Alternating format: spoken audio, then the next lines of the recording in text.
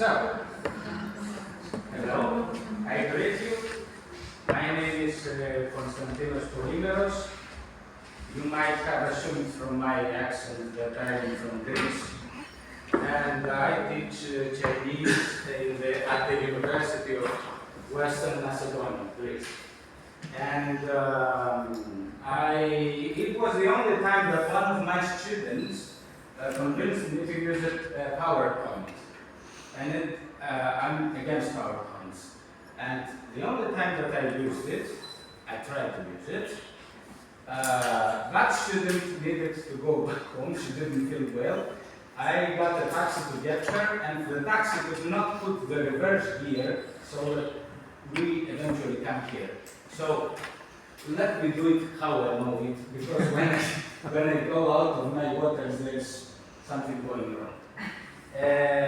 My subject was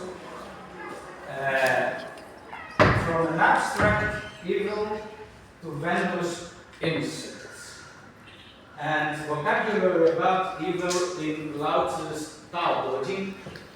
Well, the Tao Te Ching, as we all know, is a very enigmatic text with many different,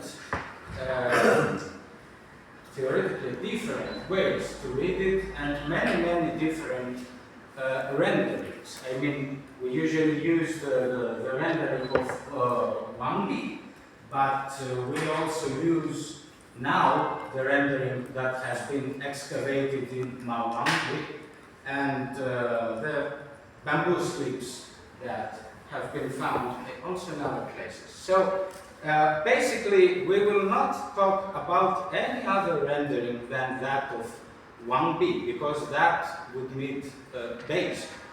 And the vocabulary about evil, what is tricky about it is not only the fact that it is polysemous, it is ambiguous, it is dark, but the tricky part is that you cannot work in a statistical manner. What I mean, you cannot see which words appear more and more and see which are more important. So you have to trust a little bit your feeling. And then again, you will be wrong, but you will have trusted yourself. And now evil has been a matter of discussion for years and years in the field of Taoism. And there has been twofold, let's say, rendering of analysis of evil in causal and consequential. I mean, some evil forces causing destruction, and some other evils that are consequences of evils that came before.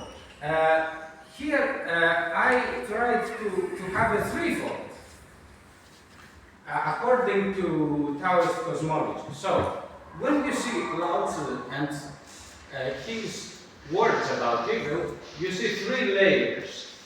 One layer is material world. It's the very shoes I'm wearing, or the very matter that we are made of.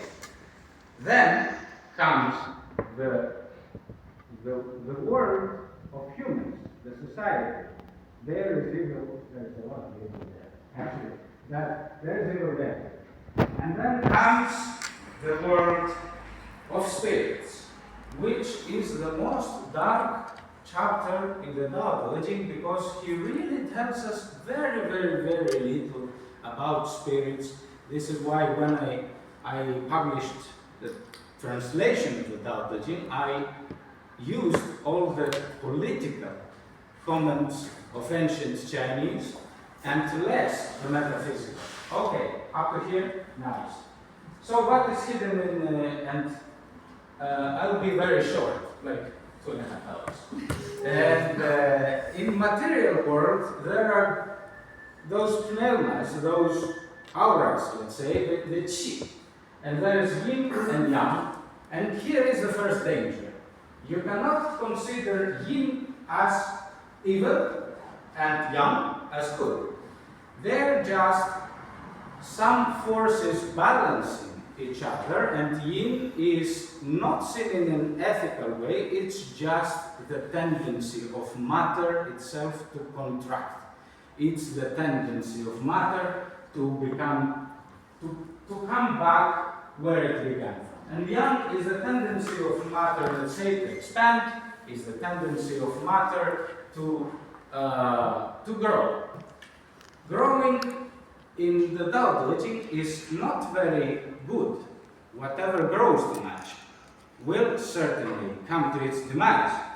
And so much about the first round and its the roots of, let's say. But then, when you come from the material world to the society, there indeed seems to be different manifestations of evil deriving from yin and sometimes even from yang. And now comes the trick. In human society, or let's say the world of humans, there are many crimes that are very thoroughly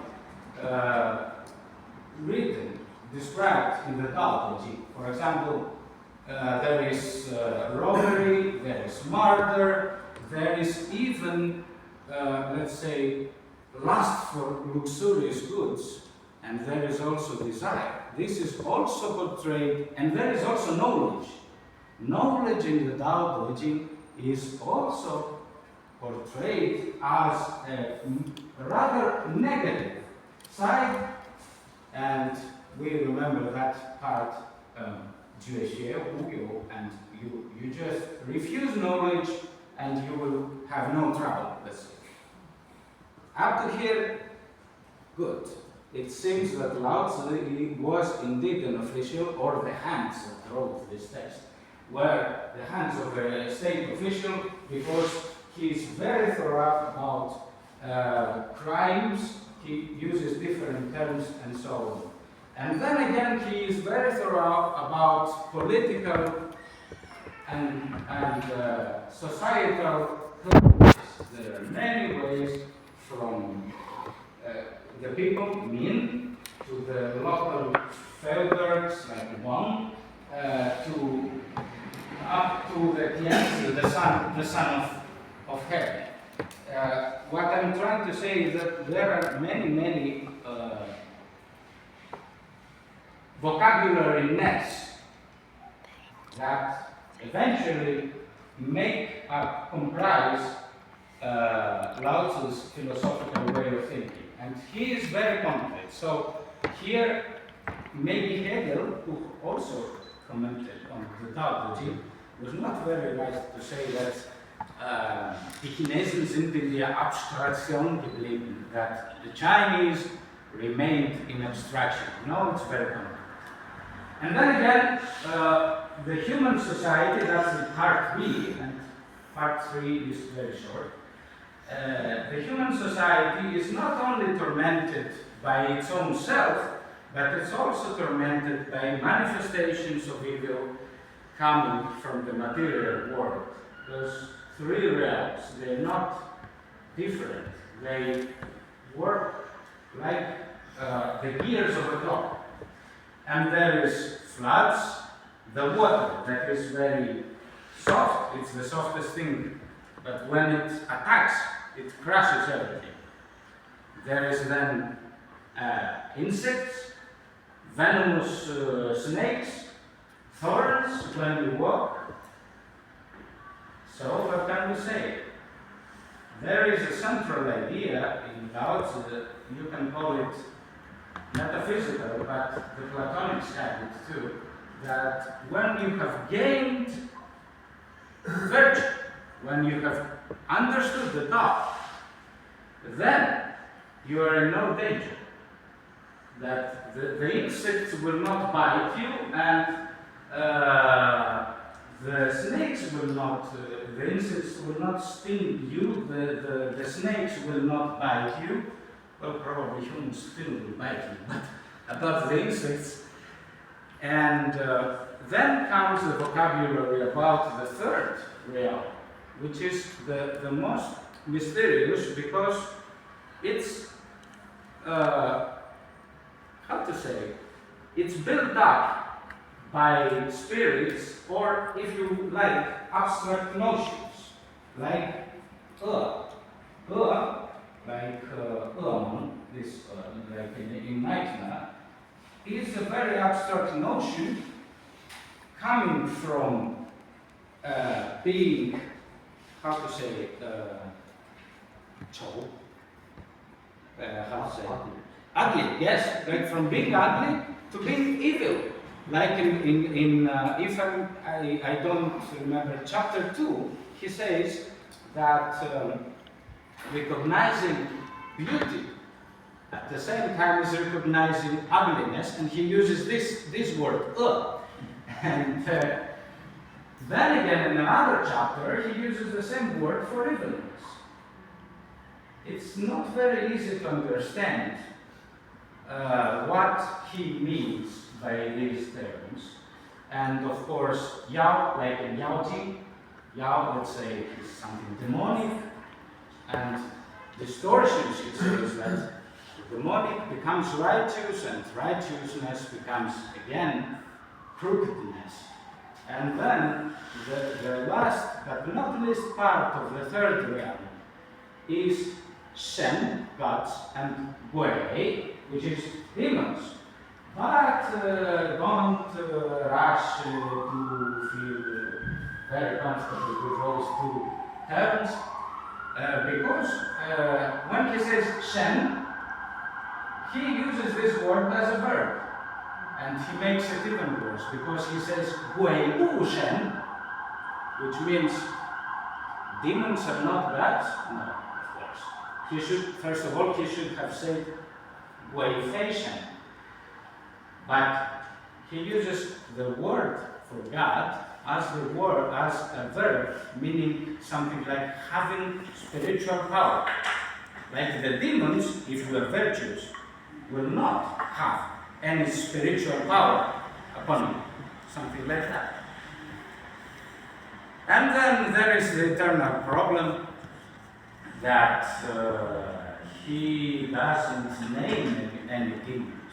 He seems not to care so much about the tradition on demonology and to focus more on political sides of Tao and his philosophy, which again is quite, how to say, enigmatic, because he already gave us so much vocabulary about evil, and much of it, yes indeed, is metaphysical. It's about yin and yang, but then again, he seems to focus on society. The epilogue of all these, probably what comes out of this, is that if you try to translate the Tao Te Ching 100 times, you will probably get 100 different renderings, and they will not be wrong. This is what comes out of it. And well, when it comes to evil, last thing, I did not talk to you about evil as it comes by its dialectical opposition to good, because in some way the whole text is full of dialectical oppositions, of differences.